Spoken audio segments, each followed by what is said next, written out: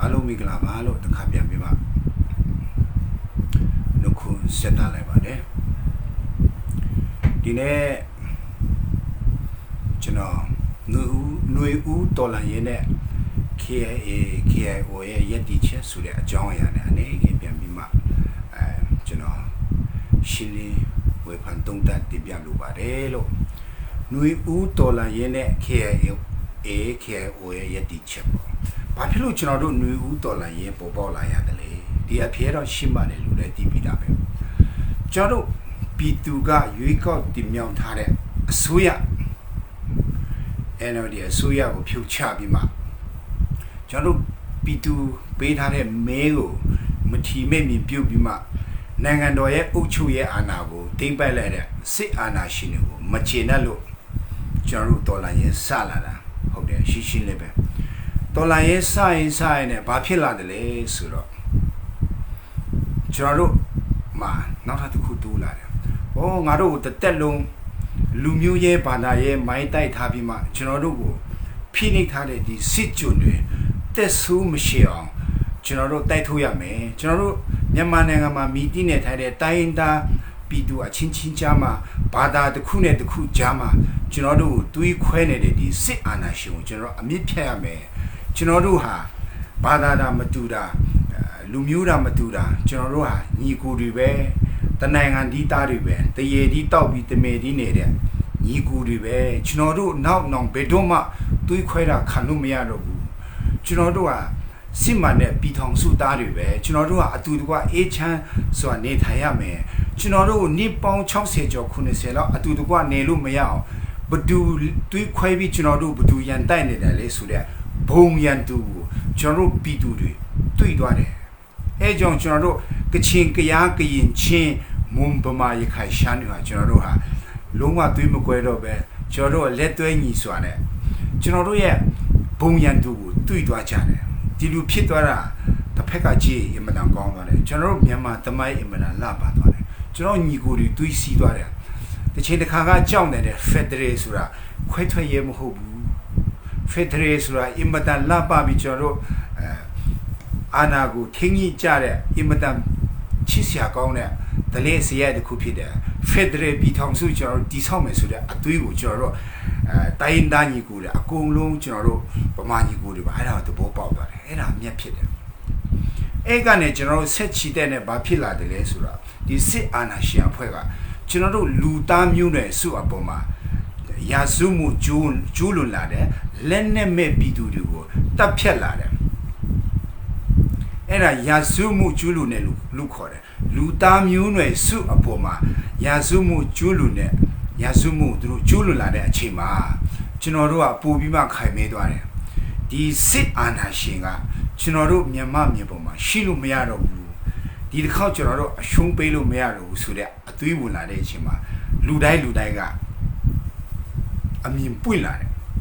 A Chinoru Nudola Yega, dear Bitia Pubi do Della, a Kusun Chinoru Pubima, I mean. Jelade Chima, General Nui Udola, Bubi Ashin Gongla, General Yemanching a Yella Balade, and a new dollar yepid. Nabani a chat, General Biome, KIA KO Yetiche. KIA KO so Buffalo Pola the lace when that the chora dindalo dilim. Tong Guya Lesekun Bilong Gudi a yat the Rua, Kupe Piadan Kui, Luda. Muyaba, a queen ye, through ye, go by Piadan, Dandu Nimia Mayalu, that were Peter, Talero. I chima, idea, the job, do Lumune, do Bine, the Federe, ye, the Druga, that were Unina Peter. I mean, I yan two son of the Kua, care, O care, ega. Say Anashia, quite faithfully, the yan ne, manet, through Anagu, daylight be now. Faithfully, the yan ne, moonlight and I got a sudden be. Tanangan Loma Shide, KIA, Lenekai, Tapuego, I think a ne a ta, New Jata like that. Era two chari at Chetcupida. KIA Dine, Typoete Wunladaga, do ye a muta a juicy water, Mobu. Do ye bine Federe Yapo de Mobu. Do ye bine Lumia for the Mobu. Go by Piatanku Yapo de Moholo. ဒီတစ်ခေါက်သူဒီတိုက်ပွဲထဲမှာမျက်စိမိပြီးရေးရေးဝင်လာတာက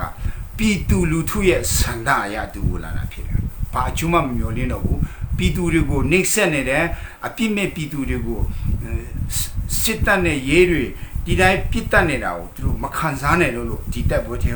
ဝင်လာတာဖြစ်တယ်။မြန်မာနိုင်ငံမှာလက်နက်ကအဖွဲ့အများကြီးရှိတယ်။လက်နက်ကအဖွဲ့တိုင်းမြန်မာတပ်မတော်ကအစားအရင်တော့ကျွန်တော် NLD အစိုးရကအဆုံးတရုတ်ရဲ့ဖိအားနဲ့လွတ်တဲ့အဖွဲ့တစ်ဖွဲ့မှမရှိဘူး။တရုတ်နိုင်ငံရဲ့ထိန်းချုပ်မှုဖိအားကလက်နက်ကန်အနေနဲ့အများပုံမှာအမေရိကန်တက်ရောက်တယ်။အထူးသဖြင့်ကျွန်တော်တို့ KIA ဆိုတရုတ်နဲ့နေချတဲ့လျှောက်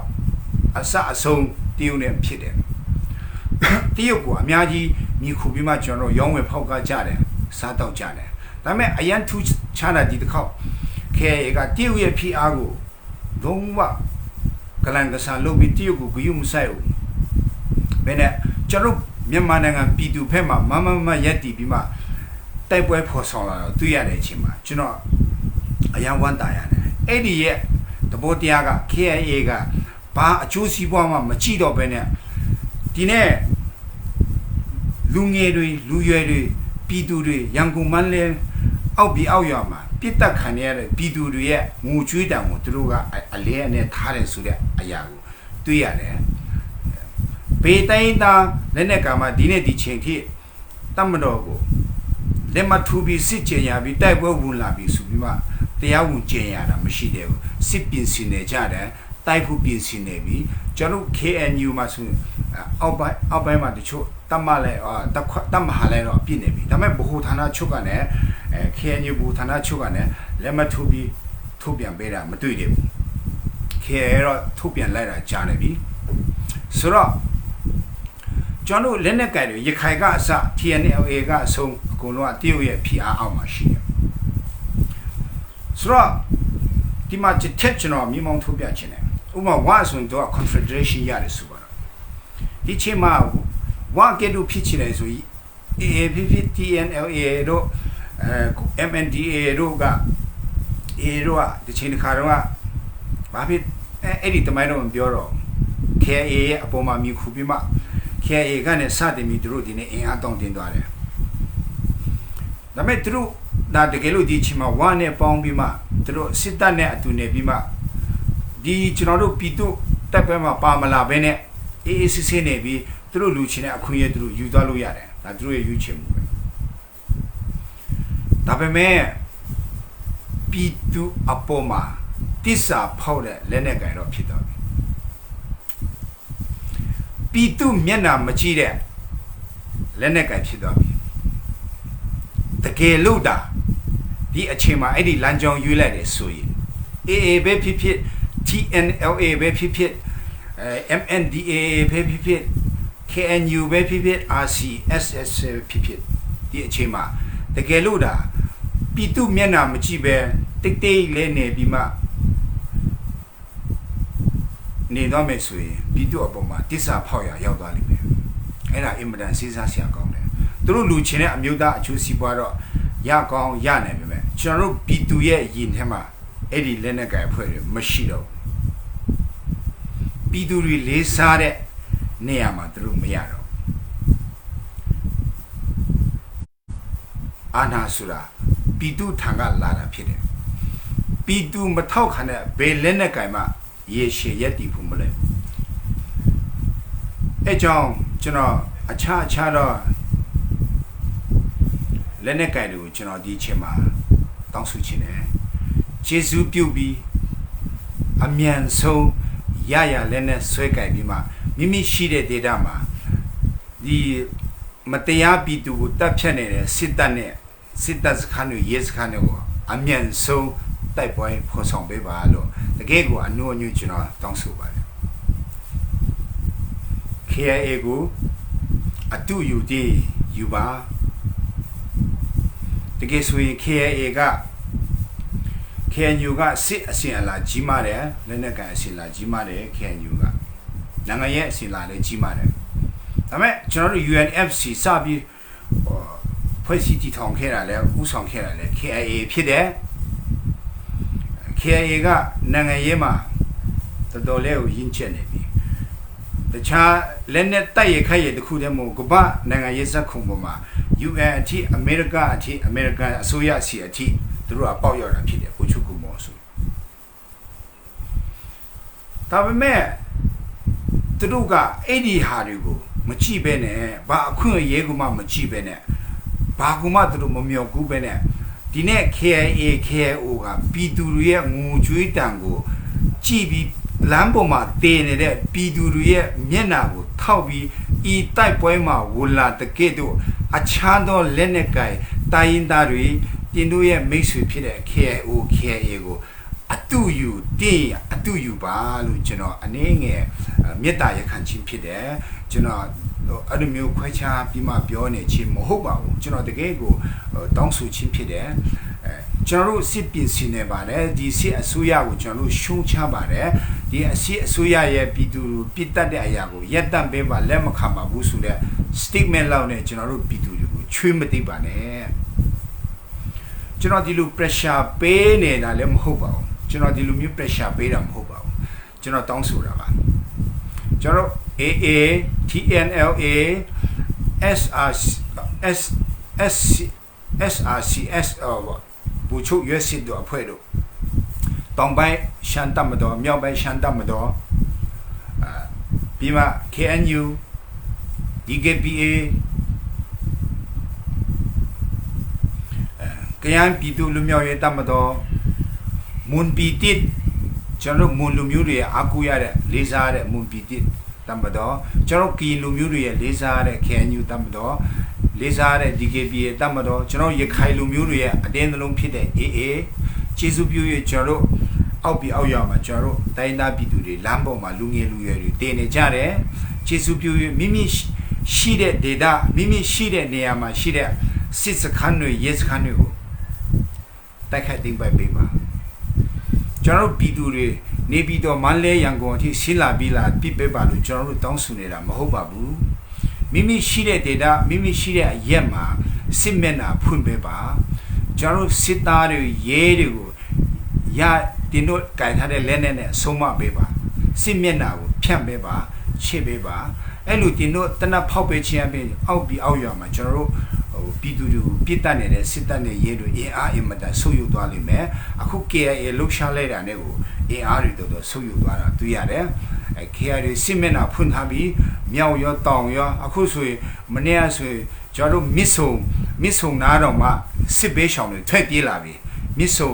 ရေကာတာနားမှာရှိတဲ့ရွာတောင်ဖက်ရွာအဲ့ဒီအပေါ်မှာလည်းကြာရအရင်တော့လွတ်တော်မှာတော်တွဲပူလို့အမှနိုင်ခဲ့တယ်အဲ့ဒီကြာရနာကရွာကိုမရှိတဲ့စစ်တပ်စခန်းတွေကိုတိမ့်ပလိုက်ကုန်ပြီတဖက်ကကုတ်ခိုင်လာရှူနာတွေရောက်လာကုန်ပြီရှိဒီမြရဲစခန်းစစ်စခန်းအကုန်တိမ့်နေပြီမနေ့ကတနိုင်ဖက်မှာရှိတဲ့ပြည်သူစစ်စီပွားရေးတပ်ကိုလည်းတိမ့်နေပြီဒါပေမဲ့အဲ့မှာတည်င်းတစ်ချက်မားနေတယ်အဲ့ဒီပြည်သူစစ်ကိုဦးဆောင်တာကခေါင်းဆောင်ရဲ့ပုံနဲ့တက်လာတယ်အဲ့ဒီလူမားနေတယ်အဲ့ဒီလူကနော်ဂျာလို့ခေါ်တယ်သူကမုံပေါ်ပြည်သူစစ်ကဖြစ်တယ်ပြည်သူစစ်လောကမှာနာမည်ကောင်းရှိတာအဲ့ဒီမုံပေါ်ပြည်သူစစ်ဖြစ်တယ်ကိုနော်ဂျာကအဲ့ဒီတနိုင်ဖက်မှာမဟုတ်ဘူးသူကမူစေမြို့နယ်မှာရှိတယ်ကျွန်တော်သိတယ်သူတို့ကဘိန်းမလုပ်ဘူးသူတို့ပြည်သူစစ်တော့အရင်ကသူက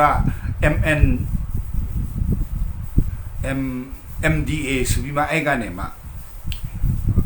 မုံဆာလာအဖွဲ့ကနေမှနောက်ဆုံးပြည်သူစစ်အဖြစ်တတ်မတော်ရဲ့ဖိအားပေးပြီးပြောင်းလဲခြင်းကိုခံလိုက်ရတာဖြစ်တယ်သူတို့ရဲ့စခန်းမုံပေါ်မှာရှိတယ်သူတို့ကကချင်လူမျိုးတွေဟုတ်တယ်တခြားကချင်ပြည်သူစစ်တွေအများကြီးရှိတယ်တတ်မတော်ရဲ့လူတွေဒါပေမဲ့ဒီမုံပေါ်ပြည်သူစစ်တော့အခုထိကျွန်တော်တီးရတယ်လို့ရတယ်သူတို့ကဘိန်းလောက်တာတော့ကျွန်တော်မသိဘူးပြီးမှတတ်မတော်နဲ့ပေါင်းပြီးပြည်သူတွေကိုပြစ်တာလည်းတစ်ခါမှမကြားဘူးနေဘူးကိုနော်ဂျာလည်းအဲ့လိုမျိုးပြစ်တာတော့မသိဘူးဟိုနဲ့မူစေဆေးရုံမှာ CDM မလုပ်တဲ့လူဖိအားပေးပြီးဖမ်းတဲ့ကိုနော်ဂျာဆိုလဲအဲ့ဒါမဟုတ်ပါဘူးကျွန်တော်တို့ဒီမော်အဖွဲ့မှာဒလန်အဖွဲ့တွေပါတယ်သူတို့ကြီးလို့မရတဲ့လူတခါတည်းရောချတာအဲ့ဒါမျိုးလည်းနည်းနည်းဒီထားရအောင်အခု UN US website မှာမြင်မလာလို့အားမရတဲ့ပုံစံမျိုးနဲ့ဒလန်တွေဝင်ဆင်းနေတာလေတွေ့တယ်အဲ့ဒီကိစ္စတော့ကျွန်တော်ပြောချင်တော့အခု UN US ကရေးလေကဘာကရေးလေဖြည့်နေပြီမအားလာကိုမရတဲ့နည်းနဲ့သူတို့ဖြုတ်လို့မယ်အကုန်သူတို့ အတန်လဲတိတ်နေတယ်ဒေါက်တာဆဆာတို့အတန်တိတ်တယ်ဆိုတာအလုတ်အရန်လုတ်တယ်လို့တခါတည်းစကားပြောဖို့အခြေမရှိဘူးသူအစီအစဉ်ချရတယ်ကျွန်တော်တို့အောင်ပွဲကလက်တကမှာပဲရှိတယ်အဲ့ဒါနိုင်ငံတကာစစ်ဆန်ရေးပဲအင်မတန်ခြေပြန့်ပြီးတရားရခဏုံးလောက်ပေါက်ရောက်အောင်မြင်နေတယ်အဲ့ဒါတော့ကျွန်တော်ပြောဆရာမရှိဘူးနိုင်ငံရေးသမားတွေပြောလိမ့်မယ်အခုကျွန်တော်လက်နက်ကဲအဖွဲ့တွေကိုနည်းနည်းလဲတိုက်တွန်းချင်တယ်ခုံတင်ရင်တို့ကျွန်တော်အရင်ကကောင်းခါပီတူစီဆိုတကယ်ဆိုတော့ပီတူစီအဖြစ်ဖြစ်အပေးပြီးပြောင်းလဲခံလဲရပါမယ်တမတော်ရဲ့အာဏာကိုသူတို့ကညှင်းဆန်ချင်တယ်ပီတူနဲ့အတူရက်တီလာတဲ့အကြောင်းကောင်းခါပီတူစီကဘင်းချက်ပါတယ်ဆိုပြီးမှအဲ့မှာသူတို့ပတ်စံယူပြီးတမတော်ကချက်ထားခဲ့တဲ့တရုတ်စခန်းကိုသူတို့ကသူဝက်တဲ့ပဲနဲ့အဲ့ဒါကောင်းခါပီတူစီကိုဖြုတ်ချလိုက်တယ် KDA ကိုဒါပေမဲ့ဘေးပုံစံပြန်ဆက်နေလဲတော့မတိဘူးဒါပေမဲ့ကချင်ပြည်နယ်မှာရှိတဲ့ပီတူစီတွေကိုမနေ့ကတတိပေးလိုက်ပြီကျွန်တော်တို့ကချင်ပြည်မှာရှိတဲ့လက်နက်ကဲဘယ်အဖွဲ့အစည်းမဆိုပီတူဖက်မှာမရက်တီပဲနဲ့ပီတူရဲ့အကျိုးစီးပွားကိုမကာကွယ်ပဲနဲ့ရဲနဲ့စစ်သားနဲ့ဆက်ပြီးပေါင်းနေမယ်ဆိုရင် KIA ကတော့ပြစ်မှာပဲလို့ပြောထားပြီးသားဖြစ်တယ်ခဏနဲ့ KIA ပြစခန်းတင်းပြီးလူတွေတေကုန်မှကျွန်တော်တို့ကချင်အချင်းချင်းပြည့်ရက်လေချင်းဆိုပြီးအဆိုးမဆိုနဲ့တဲ့ဒီတစ်ခေါက်က KIA တက်ပွဲစင်တာပီတူအတဲ့ပြစ်တာဖြစ်တဲ့အတွက်ကြောင့်ပီတူရန်တူဆိုရင်ကချင်အချင်းချင်းလဲပြစ်မှာပဲလို့သူကပြောထားပြီးသားအဲကြောင့်ကျွန်တော်တို့ပူတောင်ဖက်မှာရှိတဲ့ကျွန်တော်တို့ရဝမ်ပီတူစစ်တွေကိုလည်းသူတို့ဒီပေးလိုက်ပြီမကြားမှာဆိုလို့ကျွန်တော်ကျေးဇူးနဲ့ပြောပြတာဖြစ်တယ်ကျွန်တော်တို့ရောင်ပီတူစစ်ကောင်းဆောင်တွေကျေးဇူးပြုပြည်သူနဲ့ပူပေါင်းပါနောက်ခံတမိုင်းဘယ်လိုရှိတယ်ဆိုတာကျွန်တော်သိပါတယ်စိတ်နာစရာဆိုတော့လူတိုင်းမှာရှိတယ်အမားလည်းရှိတယ်ဒါပေမဲ့ဒီချိန်မှာကျွန်တော်တို့ကစိတ်နာစရာတွေအမားတွေကိုပြည်ပုံကားချပြီးမှအမောင်ဖွန်းလွှမ်းနေတဲ့ကျွန်တော်တို့မြန်မာနိုင်ငံကိုတခါအလင်းပြန်ထူးလင်းပေးဖို့စစ်ကြုံဘဝကြာရောက်နေတဲ့ဗမာပြည်ကိုတခါတမိုင်းတိပြန်ရေးဖို့အချိန်ဖြစ်တဲ့အတွက်ကြောင့်အဲ့ဒီအရာတွေမပြောပါနဲ့ဒီအချိန်မှာတူတာတယ်ကိုနာတယ်မပြောပါနဲ့ဒီအချိန်မှာကျွန်တော်ပြည်သူနဲ့တရားတည်ရက်တည်ဖို့အချိန်ဖြစ်တယ်အဲကြောင့်ရဝမ်ပြည်သူစစ်တွေပြည်သူနဲ့ပူးပေါင်းပါတင်တို့ရဲ့တနတ်ပြည်သူဖက်မှာမလေးပါနဲ့ KIA ကတော့ပြောထားပြီးပြီမနေ့ကစပြီးကျွန်တော်ရှမ်းနီပြည်သူစစ်တွေတမတော်စစ်ကြောင်းနဲ့တွားနေတဲ့ရှမ်းနီပြည်သူစစ်တွေ KIA ကတော့တင်တို့ကိုပြည်နယ်သားတွေဖြစ်တဲ့ရှမ်းတွေကျွန်တော်ကချင်ညီကူတွေဖြစ်တယ်ဆိုပြီးဒီပေးနေပြီရှမ်းပြည်သူတွေပြည်သူနဲ့အတူပါလာတယ်ရှမ်းနီတွေပြည်သူနဲ့အတူပါလာတယ်လက်နက်ကင်တွေတတိထားပါကချင်ပြည်မှာရှိတဲ့ NDA ဥစခုံတီနဲ့အဖွဲ့တွေပြည်သူဖက်ကိုဝင်လာပါပြည်သူကိုကာကွယ်ပါတင်းတို့လက်နက်ပြောင်းကိုရဲစခန်းတွေစစ်တပ်ဖက်ကိုလေ့ပါပြည်သူဖက်ကိုမလေ့ပါနဲ့မနေ့က KIA ကပြောပြီးတော့နောက်မှကချင်အချင်းချင်းကျွန်တော်ပြည်နယ်လက်နက်ကအချင်းချင်းပြစ်ပါတယ်ဆိုပြီးမှအပြစ်မတင်နဲ့ဒီတစ်ခေါက် KIA တော့ပြည်သူဖက်ကိုတနတ်ပြောင်းလဲတဲ့လက်နက်ကအကုန်လုံးကိုပြစ်မယ်လို့သူကပြောနေတာဖြစ်တဲ့အတွက်ကြောင့်အဲ့လိုဂျူတီမြတ်အကြောင်းကြားတယ်ဆိုတာလဲအင်မတန်ဂယုဏစိတ်ကြီးလို့ဖြစ်တယ်ချစ်လို့ဖြစ်တယ်အချင်းချင်းမဖြစ်စေချင်လို့ဖြစ်တယ်ပြည်သူဖက်မှာပါဝင်စေချင်လို့ဒီပေးနေခြင်းဖြစ်တယ်မယုံရင်တင်တို့စစ်တပ်နဲ့ပေါင်းပြီးမှ KIA ကိုတက်စီဖွင့်ကြည့်ပါသူတို့ကလက်နက်ကဲတော်လာရဲကိုနှစ်ပေါင်း60လုလာခဲ့တဲ့ပြောချင်တာဝါရစ်နေပြီစစ်ရဝနေပြီဆယ်နှစ်ကြော်ပဲစစ်တက်လာတဲ့ရခိုင်တော်ကဘလောက်အထိစွမ်းလဲတမတော်တော်ကမဖြုတ်နိုင်ဘူး KIA ဆိုတာနှစ်60ရှိပြီသူတို့စစ်ရဝလာပြီစစ်ရအောင်ကောက်သူ့မှာနိုင်ငံရေးပါအရင်ဝနေပြီဆိုတော့ပြီးမှ KIA ရဲ့ထူးခြားချက်တစ်ချက်ကကချင်ပြည်သူ95ရာခိုင်နှုန်းကျော်98လောက်သူ့ဖက်မှာရှိတယ်100ရာခိုင်နှုန်းအပြည့်လို့တော့ပြောလို့ရတယ်ဒါပေမဲ့တချို့နိုင်ငံတကာမှာနေပြီးမှမြန်မာစစ်ကောင်စီတွေရဲ့ဒေါ်လာစားပြီးစစ်တပ်ရဲ့ပတ်စံစားပြီး KIA မကောင်းချောင်းကို live ကနေနေရောညရောထိုင်ပြီး KIA မကောင်းချောင်းပြောနေတဲ့ကချင်တလန်တွေလည်းရှိတယ်တတိထားပါဒီတစ်ခေါက်ပြည်သူတွေရဲ့ဒေါသကတော့အထွတ်အထိပ်ရောက်နေပြီကျွန်တော်တော့ဘာမှမလုပ်ခိုင်းပါဘူးပြည်သူတွေသူတို့မှန်နေထင်တဲ့အရာကိုလုပ်လာလိမ့်မယ်ကျွန်တော်ထိုင်းမှာဆိုအခုစစ်တပ်ထောက်ခံတဲ့လူကိုထိုင်းရဲပါလိုက်ဖမ်းပေးနေတယ်ပြည်သူတွေဖမ်းပြီးမှပြစ်ဒဏ်ချနေတယ်အဲကြောင့်တကယ်ကိုကျွန်တော်တို့မြန်မာနိုင်ငံသားအချင်းချင်းတယောက်နဲ့တယောက်တရားစီရင်တာကိုကျွန်တော်မမြင်ချင်ဘူးကျွန်တော်တို့အေးချမ်းချမ်းနဲ့လူတော်ကလူအတိုင်းဝဲတစ်ခုတိဆောက်ချင်တယ်လုံသားရပါကချင်ဖြစ်ပြီး KIO တိုက်ခိုက်နေတဲ့ဒလန်တွေလုံသားရပါမြန်မာနိုင်ငံဒီမိုကရေစီစစ်မှန်တဲ့ဖက်ဒရယ်ပြည်ထောင်စုရပြီးနောက်တင်တို့အခုရနေတဲ့ဒေါ်လာထက်နှစ်ဆပေးမယ်ပြည်သူကပေးလိမ့်မယ်မပူနဲ့တင်တို့လူချင်းတဲ့အခွင့်အရေးကျွန်တော်ပြည်သူကပေးလိမ့်မယ်အာနာဆိုတာပြည်သူစီကဆင်းသက်တာဖြစ်တယ်ပြည်သူလူထုတဘောတူရင်အကုန်ရတယ်အဲကြောင့်ဒီနေ့ကျွန်တော်ခွန်အားပေးခြင်းနဲ့လက်နက်ကိုင်တွေကျွန်တော်ပြည်သူနဲ့တရားတည်ရက်တည်တယ်ပြည်သူတွေကိုလက်နက်မဲ့ပြည်သူတွေကိုတပ်ဖြတ်တာကိုရပ်တန့်ပေးပါရှုတ်ချပါတယ်ဆိုတဲ့တန်တမန်ဆန်ဆန်ထုတ်ပြန်ချက်နဲ့ကျွန်တော်တို့ပြည်သူတွေကိုချွေးမသိပ်ပါနဲ့လက်တွေ့တိုက်ပွဲဖော်ဆောင်ပေးပါဒီလိုရှိတဲ့နေရာဒီလိုရှိတဲ့ဒေတာမှာလက်တွေ့တိုက်ပွဲဖော်ဆောင်ပေးပါအဲ့လိုဖော်ဆောင်ခြင်းအဖြစ်ကျွန်တော်တို့ပြည်သူတွေကိုဒီလိုကူညီရရောက်တယ်ဒီအချိန်မှာဒီလိုဘာလို့ချင်လဲဆိုတော့ကျွန်တော်တို့မြန်မာပြည်လုံးပြည်သူတွေအကုန်လုံးတည်ပြီးသားဖြစ်တယ်ဒီလိုတော့ထုတ်ပြောစရာမလိုဘူးဘာမှပြောစရာမလိုတော့တည်တယ်ကျွန်တော်တို့တည်တယ်တိုင်းသားတွေဘာဖြစ်လို့လက်နဲ့ကြိုက်တယ်ဆိုတော့ကျွန်တော်တို့တည်တယ်လားမဟုတ်ဘူးเนาะဒီလိုဖက်ဒရယ်ဒီလိုရဲ့ကိုပိုင်ပြတ်သားခွင့်ဒီလိုရဲ့အခွင့်အရေးတဲ့ဒီလိုတပ်ပွဲဝင်နေဆိုတာပြည်မလူလည်းတည်တယ်ကျွန်တော်တို့တောင်ပေါ်သားလည်းတည်တယ်မေပြန်းလူလည်းတည်တယ်ဗမာလည်းတည်တယ်ကီလည်းတည်တယ်အကုန်လုံးတည်တယ်ကျွန်တော်တို့ရဲ့ဘုံရန်သူဒီချင်းမှာစစ်တပ်နဲ့ဒီအာဏာရှင်တွေကိုကျွန်တော်တိုက်ဖို့ဖြစ်တယ်အဲကြောင့်အထူးသဖြင့်ကချင်ပြည်မှာရှိတဲ့လက်နက်ကိုင်ပြည်သူစစ်တော်ကောင်နေချမ်းဆောင်တတ်တော်ကောင်ခဲရတော့တတိပေးနေပြီပြည်သူဖက်ကိုတနတ်ပြောင်းမလဲပါနဲ့တဲ့ပြည်သူဖက်ကိုတင်တို့ကြိုင်ထားတဲ့တနတ်ပြောင်းမလဲပါနဲ့တဲ့ကျေးဇူးပြု၍နားထောင်ပေးပါပြည်သူနဲ့ပူးပေါင်းပါတဲ့ပြည်သူကိုပြစ်ဖို့မစင်စားနဲ့ကချင်ပြည်သူစစ်ပဲဖြစ်ဖြစ်ကချင်နေချမ်းဆောင်တတ်ပဲဖြစ်ဖြစ်သူတို့ကတော့ပြည်သူကို next set တဲ့မီတီလက်နဲ့ကြိုင်အောင်ဆိုသူတို့ကပြစ်မယ်လို့သူတို့ကတကယ်ကိုပြောထားပြီးသားဖြစ်တယ်နောက်ဖြစ်လာမှကချင်အချင်းချင်းပြစ်ပါတယ်ပြည်နယ်သားအချင်းချင်းပြစ်ပါတယ်ဆိုတဲ့အတန်ကိုမကြားချင်ဘူးတဲ့ဖြစ်လာတော့တင်တို့ရဲ့တာဝန်ဖြစ်တယ်ပြောထားပြီးသားဖြစ်တယ်ကျေးဇူးပြုပြီးပါပြည်သူနဲ့ပူးပေါင်းပေးပါဒီဗီဒီယိုကိုကချင်ပြည်နယ်သားတွေအဲ့ဒီတိုင်းသားလက်နက်ကိုင်တွေများများကြားအောင်ကျေးဇူးပြုရှေ့ပေးကြပါ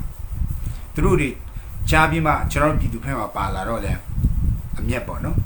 ကြားပြီးမှနားမထောင်ဘူးဆိုတော့လဲဒါသူတို့တမိုင်းသူတို့ရေးတာပဲဘာမှမတတ်နိုင်ဘူးလူဆိုတာလွတ်လပ်စွာရွေးချယ်ပဲခွင့်ရှိတယ်ဒါပေမဲ့မတရားမှုကိုတွေ့တဲ့အချိန်မှာလူသားမျိုးနွယ်စုကိုရာစုကျူးလွန်နေတွေ့တဲ့အချိန်မှာတော့လက်ပိုက်ပြီးမှနေလို့မရဘူးအဲ့ဒါမတရားမှုနဲ့သဘောတူရရောက်တယ်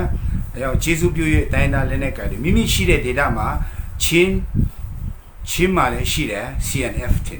CNF တို့ရခိုင်လက်နက်ကိုင်တွေလေးစားတဲ့ချင်းလက်နက်ကိုင်တွေလေးစားတဲ့ရခိုင်လက်နက်ကိုင်တွေ AA အဖွဲ့တွေကျွန်တော်ဘူချုထုမြတ်နိုင်ပါကျွန်တော်ထက်အသက်ငယ်တယ်တော့ကျွန်တော်လေစာဖက်မှာနောက်မှရောက်လာကျွန်တော်ထက်ဂျူနီယာတော့ကြာပါတယ်ဒါပေမဲ့တို့တော့စီရဲဖက်ရောက်သွားပြီကျွန်တော်တော့ဘာသာရဲဖက်ရောက်သွားတယ်ဒါပေမဲ့ဘာသာရဲဖက်ရောက်မဲ့နိုင်ငံရေးတော့ကျွန်တော်မကင်းပါဘူးနိုင်ငံရေးတော့မလုပ်ဘူးပေါ့နိုင်ငံရေးတမလည်းမဟုတ်ဘူးကျွန်တော် KIA lobby လည်းမဟုတ်ဘူး KIA ကလည်းကျွန်တော် lobby လုပ်ပါလို့ပတ်စံတပြားမှမပေးဘူးခိုင်းလည်းမခိုင်းဘူးမကျင်တဲ့ဘူချုပ်ကမဖုန်းဆက်မေးလို့ရတယ်တည်ဌာနတွေကျွန်တော်တည်တယ်ဒါပေမဲ့ကျွန်တော် KIA ဌာနချုပ်ရဲ့ကူစားစကားပြောနေတာလည်းမဟုတ်ဘူးကျွန်တော်ကမျက်ရည်ကျနေတဲ့ပြည်သူတွေရဲ့ကူစားစကားပြောနေတာဖြစ်တယ်အကြောင်းကျွန်တော် TNLA လေးစားတဲ့ TNLA ဘူချုပ်တာဘုံကျော်ကျွန်တော်ထက်တက်ငယ်တယ်ကျွန်တော် MNDA ခုခံလက်နက်ကိုင်အဖွဲ့တွေ ကျွန်တော်နာမည်ကွန်ဆန်လို့ခေါ်တယ်မေးလို့ရတယ်ကဲလေးစားတဲ့ကျွန်တော်ဝါဘီတူးစီညီညွတ်ရေးပါတီကျွန်တော်ကချင်တူအနေနဲ့ဝါဘီတူးစီညီညွတ်ရေးပါတီကိုကျွန်တော်တောင်းဆိုတာဖြစ်တယ်တချင်တစ်ခါတော့ဝါဘီတူးစီညီညွတ်ရေးပါတီရဲ့စစ်ဦးစီးချုပ်ကကျွန်တော်ဦးလေးတော်တယ်ဦးစောမိုင်းဆိုတာသူမိမတော့ဝါဖြစ်တယ်အခုတော့မရှိတော့လေးစားတဲ့ဝါဘီတူးစီညီညွတ်ရေးပါတီ UWSA ပြည်သူတွေဖက်မှာရက်တည်ပဲပါပြည်သူတွေလက်မခံဘူးဆိုရင် Confederation မပြောနဲ့ United States လို့ခေါ်တဲ့ American စစ်တပ်တောင်ရက်တည်လို့မရဘူးပြည်သူတွေမထောက်ခံရင်ဝါတမတော်မပြောနဲ့ဗမာမြန်မာတမတော်ဖြစ်တဲ့ကျွန်တော်တို့မြင့်အောင်လိုင်းနဲ့အာနာရှင်အဖွဲ့တော်ရက်တည်လို့မရဘူးပြည်သူကလက်မခံရင် American စစ်တပ်တောင်ရက်တည်လို့မရဘူးအဲ့စကားကိုတင်တဘောပေါက်တယ်ဆိုရင်တင်ပြည်သူဖက်မှာဝင်လာပါပါဆိုတော့လေးစားတဲ့ KNU KNLA လေးစားတဲ့ DKBA လေးစားတဲ့ကျွန်တော်တို့မွန်ပြည်တစ်ပါတီလေးစားတဲ့ကျွန်တော်တို့ကရန်ပြည်လူမျိုးရဲ့တမတော်တင်းတို့ရှိတဲ့နေရာမှာချီးစုပြု၍တိုက်ပွဲဖော်ဆောင်ပေးပါဘာအချိုးမှမမြောက်ဘူးပါနဲ့ဒီချိန်မှာပြည်သူတွေရဲ့ငိုကြွေးတံကိုနားထောင်ပေးပါဒီစစ်အစိုးရပြုတ်ကျပြီးနောက်စစ်မှန်တဲ့ Federal ပြည်ထောင်စုအစိုးရပေါ်လာတဲ့အချိန်မှာတင်တို့လူတဲ့အမျိုးသားအကျိုးစီးပွားတင်တို့လူအပ်တဲ့ကိုယ်ပိုင်ပြဋ္ဌာန်းခွင့်တင်တို့လူချင်းတောင်းတတဲ့တင်တို့ရဲ့ပြည်နယ်အမျိုးသားအကျိုးစီးပွားကိုမဖော်ဆောင်ပေးဘူးဆိုရင်ပေါ်လာတဲ့အစိုးရကိုကျွန်တော်တို့လက်တော်ပြီးပြန်တော်လှန်ပါမယ်ပေါ်လာတဲ့အစိုးရအခုမြင့်အောင်လဲကိုတော်လှန်တယ်လို့ကျွန်တော်တို့တကယ်ပြန်တော်လှန်ပါမယ်အဲ့ချိန်ကျတော့ပြည်နယ်တိုက်ပွဲမဟုတ်တော့ဘူးနေပြည်တော်တိုက်ပွဲဖြစ်သွားအဲ့လောက်ကြီးကျွန်တော်တို့ပြည်သူတွေကတဘောပေါက်ပါတယ်အဲကြောင့်ကျေးဇူးပြု၍ပြည်သူတွေနဲ့ပူးပေါင်းပါကျေးဇူးပြု၍ကျွန်တော်တို့လမ်းပေါ်မှာတည်နေတဲ့ကလေးငယ်တွေရဲ့မျက်နှာကိုထောက်ပေးပါကျေးဇူးပြု၍ငူကျွေးနေတဲ့လူတွေရဲ့အတာနားထောင်ပေးပါလို့ကျွန်တော်ဒီကနေ့တောင်းဆိုချင်ပါတယ်ကျေးဇူးတင်ပါတယ်ကျေးဇူးပြု၍ဗီဒီယိုကိုပြည်နယ်သားတွေတောင်ပေါ်သားတွေကျွန်တော်ရဲ့မိတ်ဆွေတွေကြားအောင်ပြည်နယ်သားတွေတောင်ပေါ်သားတွေအလေးထားပြီး share ကြပါသူတို့တွေကြားတော့ကျွန်တော်ရဲ့အတိုင်းတန်းကြီးကူတွေကြားရင်သူတို့တွေကျွန်တော်တို့ကအကျိုးရှိလိမ့်မယ်လို့မျိုးကူလက်ဤစကားကိုတကယ်ကိုစိတ်ရမှန်နဲ့ပြောပါတယ်လို့ဤစကားပြောမှဆိုမှရှိခဲ့တဲ့အချိန်မှာဒီအမားကြီးကျွန်တော်တူတယောက်နေတာတက်ဆိုင်ပါကြောင်းကျွန်တော်ပြောချလိုပါတယ်လို့တကယ်လို့ခွန်းလို့ရရင်ခွန်းလို့ပါခွန်းလို့မရဘူးဆိုရင်လည်းຫນွေဦးဒေါ်လာရေးရဲ့အကျိုးရနေနေပဲမှတ်ထားပေးပါလို့ကျွန်တော်တောင်းဆိုချင်ပါတယ်လို့တယောက်စီတိုင်းကိုဖျားတခင်ကောင်းချီးပေးပါစေ။